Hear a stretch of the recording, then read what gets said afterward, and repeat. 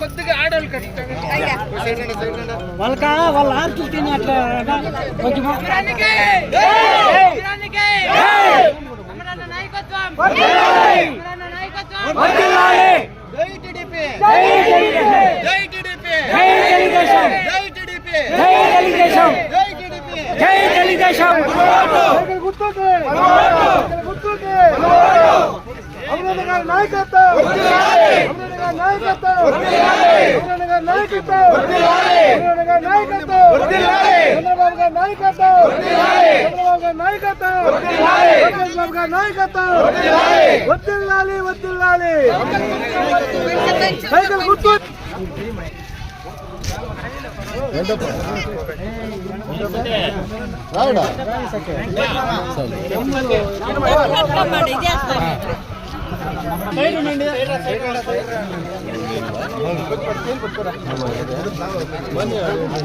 అందరూ కూడా సాధారణంగా ఆహ్వానం తెలియజేస్తున్నాం.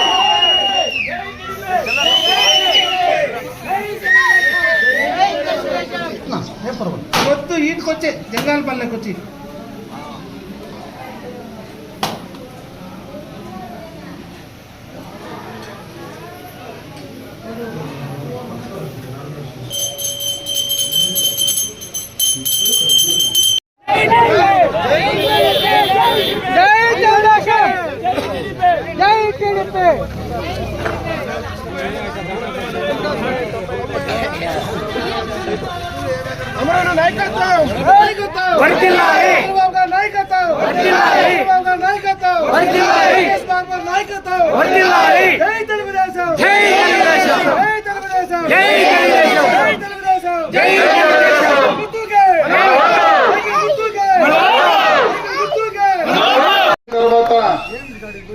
అన్ని రకాలుగా కూడా ప్రజా వ్యతిరేక విధానాలు అవలంబిస్తా ఉంది.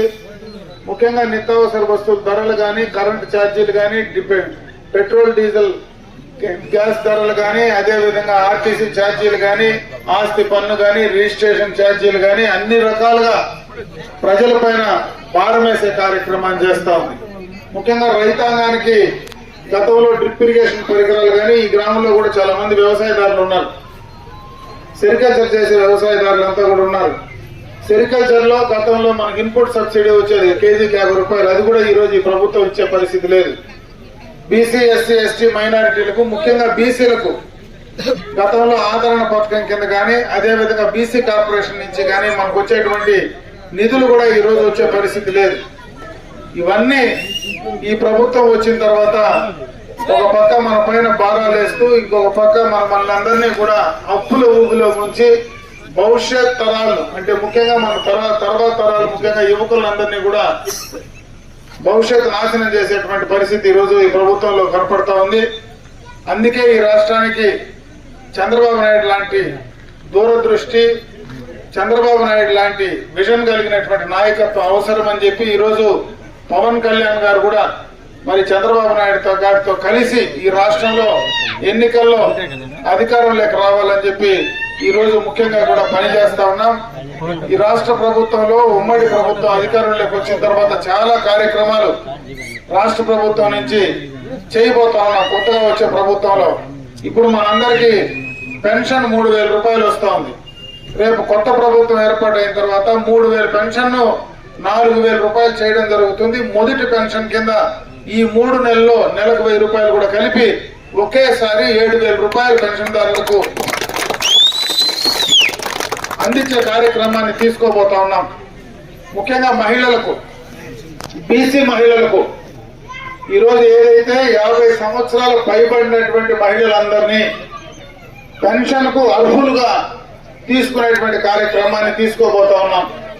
3 గ్యాస్ సిలిండర్లు ఉచితంగా ఇవ్వబోతా ఉన్నాం. అదే విధంగా మహిళలందరికీ కూడా ఈరోజు అటుపక్క ఆర్టీసీ బస్సు ప్రయాణం కూడా ఉచితంగా కూడా తీసుకోబోతా ఉన్నాం. బస్సు ప్రయాణంలో ఉచితంగా కూడా వాళ్ళు వెళ్లేటువంటి పరిస్థితిని తీసుకోబోతా ఉన్నాం. బీసీలకంతా కూడా ఒక ప్రత్యేకమైనటువంటి రక్షణ చట్టాన్ని కూడా తీసుకొచ్చే కార్యక్రమాన్ని చేయబోతా ఉన్నాం. బీసీలకు ఆదరణ పథకం గాని, వాళ్ళకు ఉన్నటువంటి బీసీ కార్పొరేషన్ ఆ నిధులు గాని, బీసీలకు ఎస్సీ ఎస్టీలకు ఏ రకంగా అయితే సప్లాన్ ఉందో అదే రకమైనటువంటి సప్లాన్ తీసుకొచ్చి బడ్జెట్ లో బీసీలకు కూడా దామాషా ప్రకారం ఖర్చు పెట్టేటువంటి కార్యక్రమాన్ని రేపు తెలుగుదేశం ప్రభుత్వం వచ్చిన తర్వాత చేయబోతా ఉన్నామని చెప్పి సందర్భంగా మీ దృష్టికి తెస్తా ఉన్నా. ఇప్పుడైతే ఈ ప్రభుత్వంలో ఎవరైనా బిడ్డలు చదువుతా ఉంటే, బిడ్డలు 2-3 చదువుతా ఉంటే ఒక్కరికే విద్యాదీవెన పథకం వస్తా ఉంది. రేపు కొత్త ప్రభుత్వం వచ్చిన తర్వాత ఎంతమంది బిడ్డలుంటే, ఎంతమంది చదువుకోవాలంటే వాళ్ళందరినీ కూడా విద్యాదీవెన పథకం కింద తీసుకొని చేసేటువంటి కార్యక్రమాన్ని కూడా చేయబోతా ఉన్నాం. ముఖ్యంగా రైతులకంతా కూడా పెట్టుబడి నిధి కింద 20,000 రూపాయలు ప్రతి సంవత్సరం కూడా 20,000 రూపాయలు ప్రతి రైతుకు అందించేటువంటి కార్యక్రమాన్ని కూడా రేపు కొత్త ప్రభుత్వం తీసుకోబోతా ఉన్నాం. చదువుకున్నటువంటి నిరుద్యోగ యువతకంతా కూడా నిరుద్యోగ భృతి 3,000 రూపాయలు అందించే కార్యక్రమం కానీ, అదే విధంగా ముఖ్యమంత్రిగా చంద్రబాబు నాయుడు గారు మొదటి సంతకం మెగా డిఎస్సీ పైన చేసేటువంటి కార్యక్రమాన్ని కూడా తీసుకోబోతా ఉన్నామని చెప్పి సందర్భంగా కూడా మీ అందరి దృష్టికి తెస్తా ఉన్నా. ఈ రకంగా ఎన్నో సంక్షేమ కార్యక్రమాలు గతంలో మనకు ఎవరైనా సడన్ గా ఇంట్లో చనిపోతే చంద్రన్న బీమా వచ్చేది. ఆ బీమా కార్యక్రమం ఈ 5 సంవత్సరాల్లో పూర్తిగా కూడా ఈ ప్రభుత్వం చేయలే.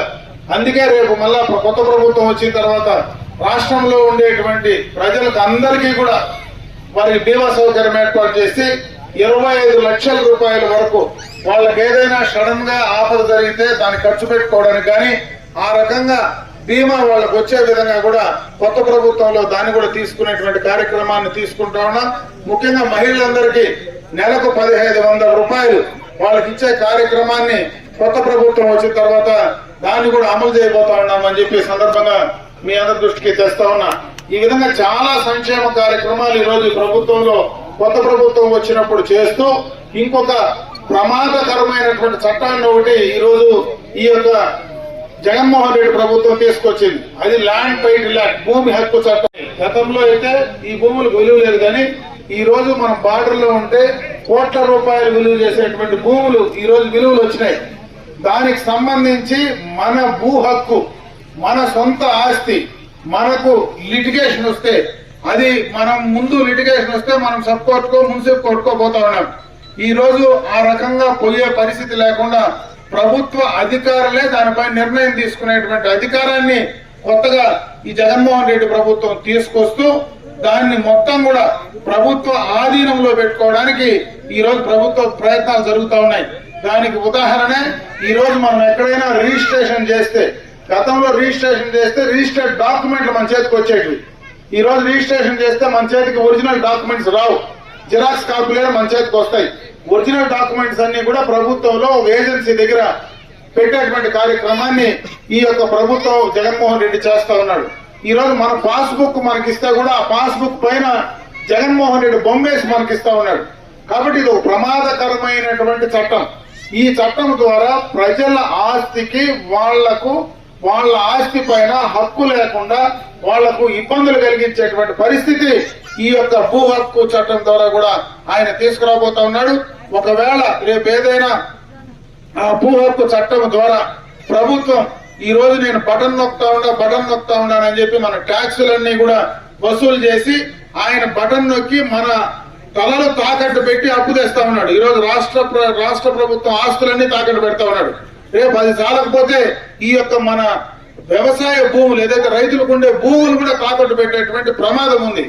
అందువల్ల ఆ చట్టాన్ని రద్దు చేయాలని చెప్పి మనం డిమాండ్ చేస్తా ఉన్నాం. అందుకే చంద్రబాబు నాయుడు గారు ముఖ్యమంత్రిగా 2వ సంతకం ఆ భూ హక్కు చట్టాన్ని ఏదైతే ల్యాండ్ టైటిల్ యాక్ట్ ఉందో దాన్ని రద్దు చేసేదానికి 2వ సంతకం పెట్టేటువంటి కార్యక్రమాన్ని తీసుకోబోతా ఉన్నాడు. ఏదైతే జగన్మోహన్ రెడ్డి బొమ్మ ఈ రోజు మన పాస్బుక్ల పైన ఉందో దాన్ని కూడా పెరిగి పారేసే కార్యక్రమాన్ని కూడా చంద్రబాబు నాయుడు గారు తీసుకోబోతా ఉన్నాడు. కొత్త పాస్బుక్ ఇచ్చే కార్యక్రమాన్ని కూడా తీసుకోబోతా ఉన్నామని చెప్పి సందర్భంగా తెలియజేసుకుంటున్నా. చట్టాలు తెస్తూ ప్రజలకు ఉపయోగపడే కార్యక్రమం లేకుండా ప్రజల పైన భారం వేస్తూ నేనేదో ప్రజలకు మేలు చేస్తా ఉన్నా, నేను అప్పు తెస్తా ఉన్నా, లేదంటే ట్యాక్సులు వేస్తా ఉన్నా, నేను 130 సార్లు బటన్ నొక్కినా నాకు 2 సార్లు మీరు బటన్ నొక్కేదానికి ఏమీ అంటా ఉన్నాడు. నేను ఒక్క ఛాన్స్ అని ఆయన నొక్కే బటన్ మనం పూర్తిగా మునిగిపోయేటువంటి పరిస్థితి ఉంది. ఆ ఒక్క ఛాన్స్ ఇచ్చిన దానికే ఈ రోజు మన రాష్ట్ర పరిస్థితి ఇట్లుంది. మళ్ళా 2వ ఛాన్స్ ఇస్తే మన నెత్తిన మనం భస్మాసుర హస్తం పెట్టుకున్నట్టే. అందుకే జగన్మోహన్ రెడ్డిని రాజకీయంగా ఇంటికి పంపించాలని చెప్పి సందర్భంగా మీ అందరికీ తెలియజేసుకుంటూ, ఈ గ్రామంలో ఏదైతే మన జంగాలపల్లి గ్రామంలో మనకి ఇంకా చాలా కార్యక్రమాలు చేయవలసినవి ఉన్నాయి.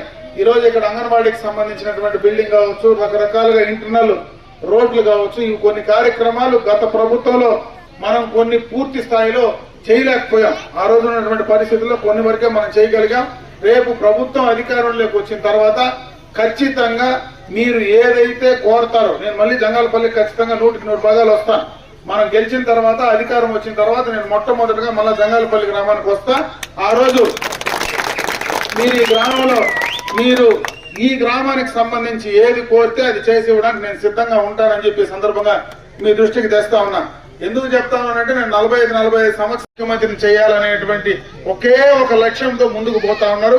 దాన్ని మీరు ఇంకా బలపరచమని చెప్పి మిమ్మల్ని కోరుకుంటూ, రేపు జరిగే ఎన్నికల్లో ఉమ్మడి అభ్యర్థిగా శాసనసభకు నా గుర్తు సైకిల్ గుర్తు, అదే విధంగా పార్లమెంట్ అభ్యర్థిగా దగ్గుమల్ల ప్రసాదరావు గారు అని ఒక రిటైర్డ్ ఐఆర్ఎస్ ఆఫీసరు ఈ రోజు మనకు పోటీ చేస్తా ఉన్నాడు. చదువుకున్నటువంటి వ్యక్తి, మనకు పార్లమెంట్ లో మన సమస్యలు మాట్లాడడానికి ఉపయోగపడేటువంటి వ్యక్తి. ఆయన గుర్తు కూడా సైకిలే. 2 ఓట్లు సైకిల్ కి వేయండి. మీరు ఎక్కడ సైకిల్ కనపడితే ఆ సైకిల్ కే వేయండి. మీరు ఏం కనపడకు, వేరే ఏం చూడాల్సిన పనిలే. రేపు అసెంబ్లీకి పార్లమెంటుకు 2 ఓట్లు సైకిల్ గుర్తు పైన వేసి మీరు మంచి మెజారిటీతో, మీరు బ్రహ్మాండమైనటువంటి మెజారిటీతో ఈ ప్రాంతంలో నాకు ఇవ్వాలని చెప్పి నేను మనస్ఫూర్తిగా మిమ్మల్ని అందరినీ కూడా కోరుకుంటూ, నాకు ఈ అవకాశం కల్పించిన మీకు అందరికీ కూడా హృదయపూర్వక ధన్యవాదాలు తెలియజేసుకుంటూ సెలవు తీసుకున్న. జై హింద్, జై తెలుగుదేశం. ఈ గ్రామంలో ఎప్పటి నుంచినో అగిస్తున్నాడు. అగిస్తుతో నాకు చిన్నప్పటి నుంచి, అంటే గ్రామ పంచాయతీ సర్పంచ్ గా ఉన్నప్పటి నుంచి సంబంధాలు ఉన్నాయి. ఒకసారి ఎలక్షన్లు జరిగితే ఆ రోజు ఈడ ఫైరింగ్ ఓపెన్ అయ్యా. మీకు తెలిసినో తెలియదు, ఏడే ఉన్నాడు స్వామి. ఆ రోజు నేను ఎమ్మెల్యేను కాదు, ఏమీ కాదు, గ్రామ పంచాయతీ సర్పంచ్ నేను. ఆ రోజు ఈడ ఫైరింగ్ ఓపెన్ అయ్యి ఒక మనిషి చనిపోయినాడు. మనోళ్లే 7 మంది పోటీ చేస్తూ ఉన్నారు. క్యాండిడేట్లు కూడా పోటీ చేస్తూ ఉన్నారు. ఆ రోజు వీళ్ళందరినీ ఎత్తుకొని పోయి జైల్లో పెడితే, జైల్లోనే క్యాండిడేట్ని డిసైడ్ చేసి ఆ రోజు మనం వచ్చి ఊర్లన్నీ తిరిగినాం. ఆ రోజు జంగాలపల్లిలో ఈ రోజు బ్రహ్మాండంగా ఉన్నాయి. ఆ రోజు ఇండ్లు మొత్తం ఏడు చూసినా పరిగెత్తేది. పోలీసు వాళ్ళు వస్తే మొత్తం ఈదులింటి కర్ణాటక వరకు పరిగెత్తా ఉంటుంది. అందరూ కూడా వరుస కూడా పరిగెత్తేది, మళ్ళా వచ్చేది ఊర్లోకి. ఆ రోజు కూడా అగిస్తి, ఆ రోజు నుంచి కూడా అగిస్తి తెలుగుదేశం పార్టీతో ఉన్నాడు, తెలుగుదేశం పార్టీ వెన్నెంట్ ఉన్నాడు. ఎందుకంటే అటువంటి వాడిని ఒకసారి మళ్ళా మనం ఈ గ్రామంలో స్మరించుకోవాలి. కాబట్టి నేను ఈ సందర్భంగా స్మరించుకుంటూ, ఆ రోజు జైల్లోనే గెలిపించుకొని ప్రకాష్ రావు నాయుడే ఉన్నాడు సర్పంచ్ గా. జైల్లో పోయి సబ్ జైల్లో పోయి పూలమాల వేసేసి గెలిపించుకొని వచ్చి, సబ్ జైలు నుంచి నేను కూడా గెలిపించుకొని వచ్చినాం. ఆ రోజు మేము మనమంతా చాలా చిన్నోళ్ళు. నాకు కమాండర్ జీప్ ఉండే, ఆ జీప్ ఎత్తుకొస్తే పోలీసు వాళ్ళు తరుముతా ఉంటే, జీపులో మీరు పరిగెత్తా ఉంటే మీ వెనకంటే నేను పిలుచుకొస్తా ఉండే. లేకపోతే ఊర్లో ఎవరు కాపురం ఉండే పరిస్థితి కూడా లేదు. ఆ రోజు రాత్రిపూట తరిమితే అంత పిల్లోళ్ళకి తెలియదు, మీకైతే తెలుసు. పెద్దోళ్ళకి అగిస్తుండే, నువ్వు ఉంటివి, మీరంతా ఉంటురి. ఆ రోజు పగులు పోలీసు వాళ్ళు వచ్చేస్తారని చెప్పి వాళ్ళు వస్తారంటే పరిగెత్తే చేయండి ఇంటి ఆ పక్క కర్ణాటక వరకు.